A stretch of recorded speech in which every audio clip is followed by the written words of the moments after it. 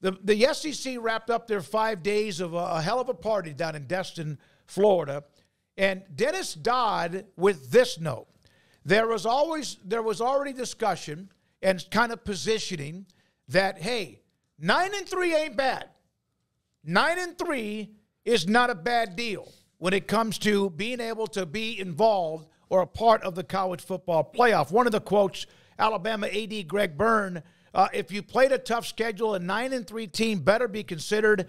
I've heard we're pretty good in football in the Southeastern Conference, and there were some of those as they made sure that was part of what was in Destin about the 9-3 record. And, oh, by the way, if you end up playing 5 or 6 teams inside the top 10 or top 25, and you have a non-conference game like Texas is playing Michigan, etc., hey, win those games, maybe even lose one of them. I think that does give you some more consideration. Otherwise, you'd be just, poof, you're gone. You've lost 3 games, you're out of it. But with the expansion, that now makes sense. I think even though we know they're positioning themselves for all of the committee and everybody else. This is one of the things where it's so weird because they're not wrong that 9-3 in these new conferences is going to be essentially the same as 10-2 the old way.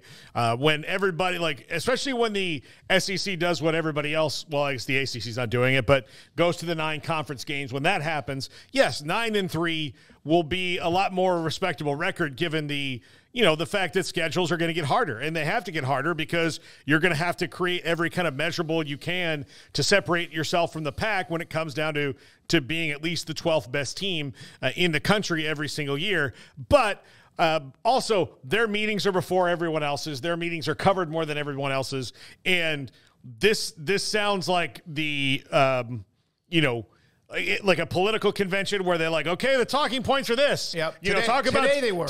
Talk about the border and talk about this. And like today, the talking point is 9-3 is pretty damn good, right? Here's another couple of quotes. But okay, and I would say this. I would ask North Carolina State to go, I also think 9-3 is good, and see how those 16 teams respond. Yeah, we have an undefeated team, so they're in. That's not the standard, Sankey said. It was never the standard. Of course it wasn't. Obviously, that stirred up controversy last year. I had to read that one for you, Paul. One more, Craig, and then I want your response, of course. We can play a lot of teams. They have no meat on their bone. You play a school that has meat on the bone, has a loss or two.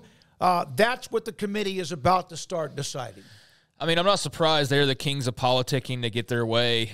So, they'll get their way in this, I'm sure, as well. The hot debate with the playoff will be, like, how many of the 3-loss SEC teams are allowed to get into the playoff, and, like, does the 6th SEC team get in over the 2-loss Big 12 runner-up? I'm sure we're in for conversations like that, and then we'll hear about how tough the schedule is and meat on the bone and all sorts of other crap. But, I mean, this has always been about politics when it comes to the playoffs. So, yeah, they're the first out there and speaking about it, and I don't think any of us are surprised that they're already championing the fact that their 3-loss team's going to be as good as, like, some people's conference champion. Right. I mean, so last year, if you were to look at it just last year, Georgia would have been in, obviously. Missouri was 11-2.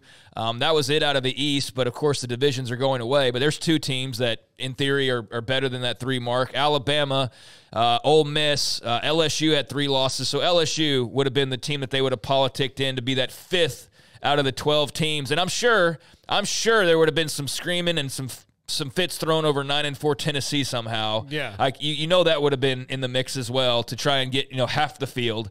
But, yeah, I mean, there's going to be a lot of that going on. There's going to be Brett Yormark championing his 2-loss runner-up in the, to get that 2nd spot for the Big 12, I'm sure. Or, the ACC arguing, they better, that they're 2-loss team deserves to get in and give them a 2nd or a 3rd spot. So, yeah, this is just more politics, and with the bigger field, there's going to be more jostling and more trying to get as many teams as you possibly can in this field to get the champ and to get the most representation and, therefore, the most money from the playoff payouts. So I'm very curious of how that – I mean, we saw how screwed up that was last year with an undefeated ACC champion getting left out because their quarterback got hurt, and who benefited – from that. Of course. So with 12 teams, like, just how blatant is it going to be, or how equal or will the selections be? I'm very curious to see that. All right. By the way, Florida State, we brought that up a couple of times, Paul, in that segment, just to make you feel better. I did want to circle back one thing. Alabama,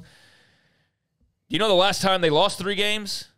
It was 2000 and let's see, I just had it for me. 2010. So I don't think Greg Burns really got to worry too much about the year after they won the national title, beat Texas. Yeah, the last time they lost 3 games was 2010. So he's already politicking for the chance that Kalen DeBoer just slips a little bit, and they were like 9-3, and they don't. Oh my God, they might not get into the playoff. Like Alabama's, ever really on the wrong side of history as far as that goes. But yeah, it's been a long time they've even reached that. But I know that's not even so much about Alabama, even though I'm sure there is some well, we don't quite know what we have now. Like, we know we hired a good coach, but we don't, know we're going to win 10 games every single year, which they've done since 2008. They've never... I would think out of everybody in the SEC, that could include Alabama, LSU, Tennessee. Georgia. Well, but I think Georgia and Texas are going to be above that 3 loss. Oh, I'm just saying, those teams, yeah. But yeah, I think he's politicking. Maybe if DeBoer slips a little and they're only 9-3 right out, but I think he's also politicking for the rest of the SEC for sure. He's trying to talk for Tennessee and for LSU or for whoever. So yeah, I just found that interesting that they have not lost more than 2 games in a very long time. I'm okay if we get to these larger and larger conferences, if it ends up being records like the NFL. And I'm okay with it. Are the fan bases of those schools that are used to 12-1, 11-2, and 13 are no good with it? I don't think I'm okay with it. Take a little bit of time. What I won't be okay with is the 9-3 demeasuring that we're going to have on it, which will be, well, I mean, like I said, NC State. If NC State says, "Man, we had a great season at 9-3," and then Ole Miss is like, "Oh no," they do the Greg Sankey. One of these things is not like the other. Like, oh, okay, yeah, let's not do that. Like, and I understand it's going to be a tough Mac Rhodes. Yeah, so let's not do that. Like, let's make sure that if let's not do it and do it. Don't be preemptive with it. Let it play itself out. Let's just not because if you have a 9-3 SEC and a 9-3 ACC, the SEC is going to get the nod. The biggest thing they need to do, and they can never do, and this is why it happened this year, is they're basing things on history, and history doesn't matter in the immediacy. Like, you can't say because Alabama's not been 9-3 that that they deserve to be in over somebody else because this is their first year being good in a while. And start anew. Every year should be nothing.